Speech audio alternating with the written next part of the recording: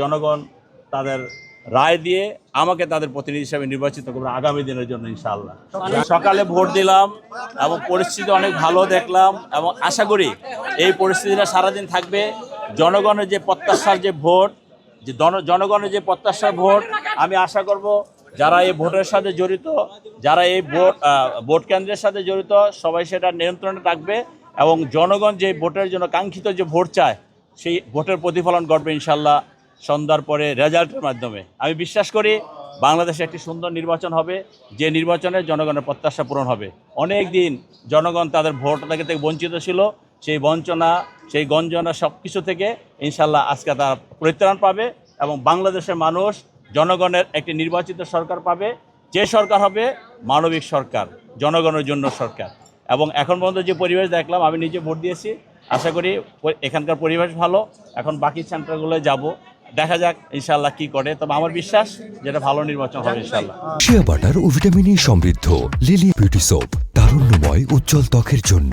Remark, আমি এখানে ঝুঁকিপূর্ণ বলতে কিছু আমি ব্যক্তিগতভাবে সবগুলোই ঝুঁকিপূর্ণ বলছেন, আবার কোনোটাই ঝুঁকিপূর্ণ না। এই যে এখানে আইন শৃঙ্খলা রক্ষাকারী বাহিনী আছে, বিশেষ করে আমাদের আর্মিরা আছে, তা আমরা মনে করি ওনারা যদি চেষ্টা করে, মানুষ চেষ্টা করলে হয় না এমন কিছু না। আইন শৃঙ্খলা বাহিনী অ্যালার্ট আছে এবং তারা চায় একটা সুষ্ঠু নির্বাচন।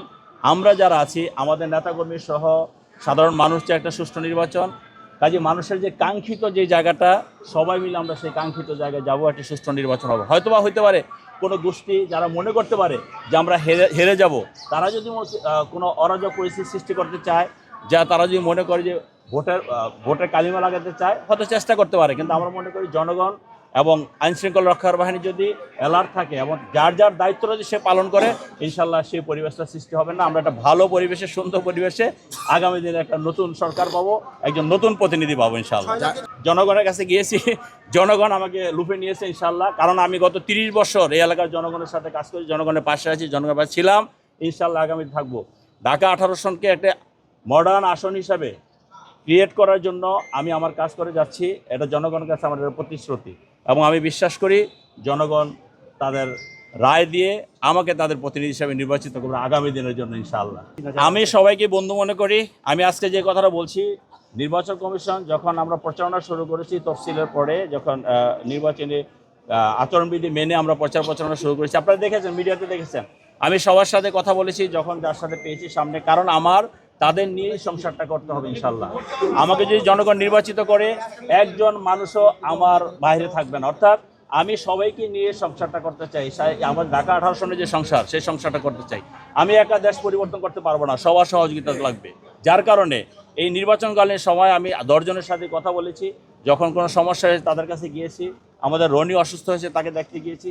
এইভাবে সবার সাথে আমার যোগাযোগ আছে, কথা। তাদেরকে আমি একটাই কথা বলেছি যে ভোটের জন্য আমরা কেউ হানাহানি রাহাজানি করবো না। জনগণ যাকে যোগ্য মনে করবে, জনগণের কাছে যাদের আস্থা আছে, জনগণের আস্থা যাদের উপর আছে, তাকে জনগণ ভোট দিবে। সেই ক্ষেত্রে আমাদের কোনো কথা নাই। কিন্তু আমার বক্তব্য হলো আমরা সবাই পরিবেশটা ঠিক রেখে, সহাবস্থান রেখে আমরা একটা সুন্দর আগামী ঢাকা 18 আসন করতে চাই। এটাই হলো আমার বক্তব্য। আগামী দিনে আমাকে যদি জনগণ ইনশাল্লাহ নির্বাচিত করে, সকলকে নিয়ে কাজ করবো ইনশাল্লাহ। এই ঢাকা এত বড় ঢাকা 18 আসন, সকাল ভাগ্য পরিবর্তনের জন্য সবার সহযোগিতা দরকার। আমরা একটি সুন্দর বাংলাদেশ করতে চাই। সবার আগে বাংলাদেশ আমাদের যে স্লোগান, সেটাকে ধারণ করে আগামী এগিয়ে যেতে চাই ইনশাআল্লাহ।